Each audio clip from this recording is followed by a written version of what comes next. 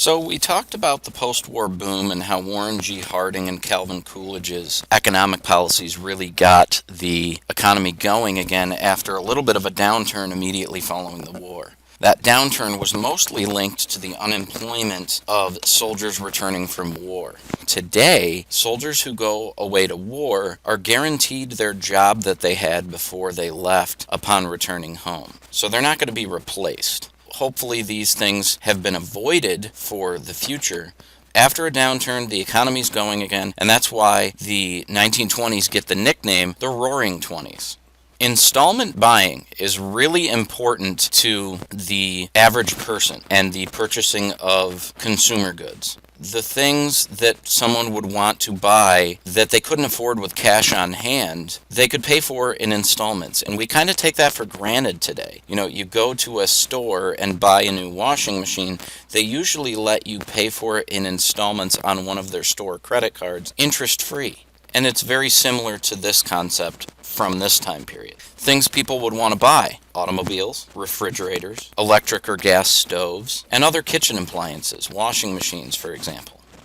Here's a photograph of an early model Ford. This is one of the more popular items for someone to buy, especially if they're in this growing middle class that we mentioned in our last presentation. They would need this to commute to their middle class job from their middle class home in the suburbs.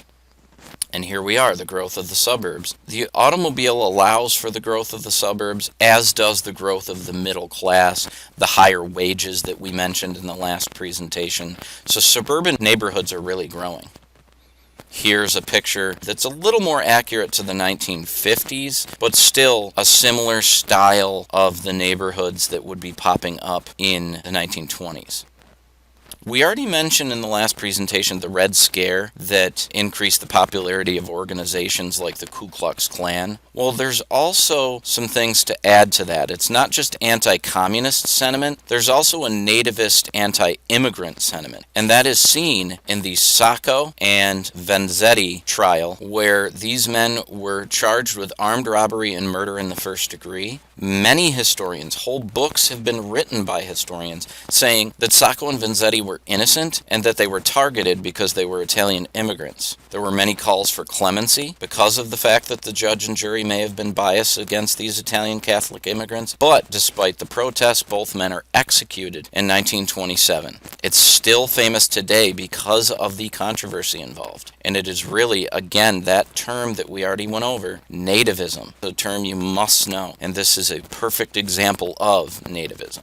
Here is a march of the KKK during this time period, and their ranks grew because of nativist sentiment. It's not exclusively blacks that the Ku Klux Klan target anymore. It is now communists, it is now immigrants, and so their ranks really grew in this time period due to these nativist sentiments.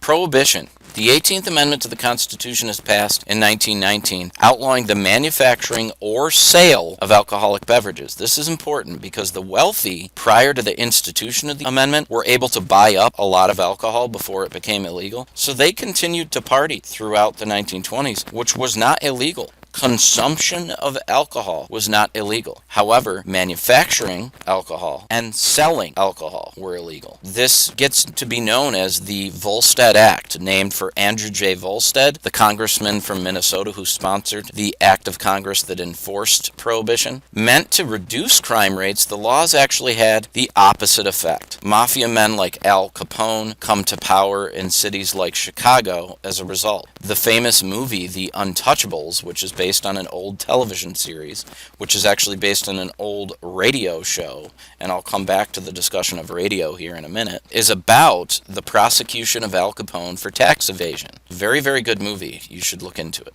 Here's a photo of Al Capone. Again, he came to power in Chicago because of the bootlegging of alcohol.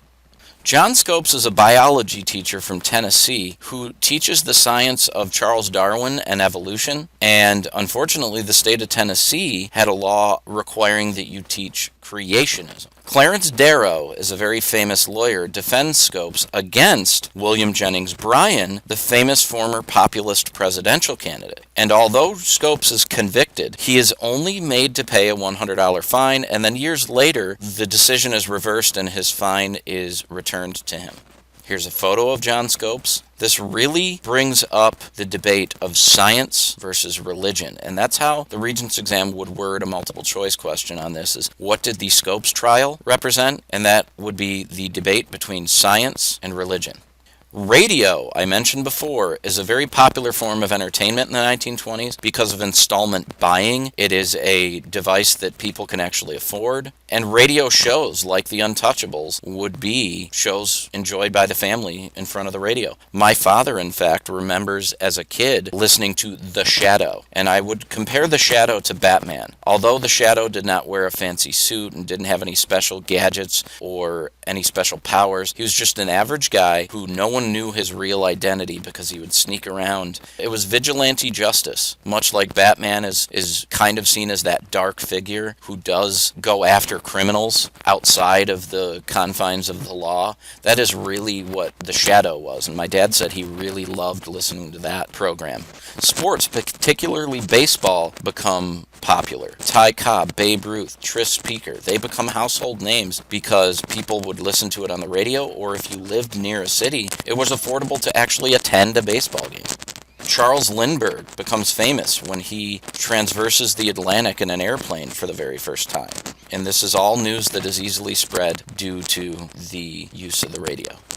Here's a photo of Babe Ruth. The Harlem Renaissance. As well as sports and radio shows, music becomes very popular on the radio. And big band music, as well as jazz, which is developed in Harlem and gives its name the Harlem Renaissance, become very popular. Duke Ellington and John Coltrane become extremely popular household names as jazz becomes more and more popular. Another part of the Harlem Renaissance would be Langston Hughes, a famous black writer who wrote a lot of things about 1920s society, not all positive.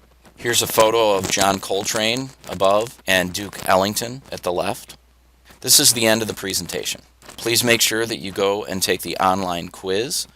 Make sure to use your notes. If you use your notes, there's really no reason you couldn't get 100. Thank you. See you in class.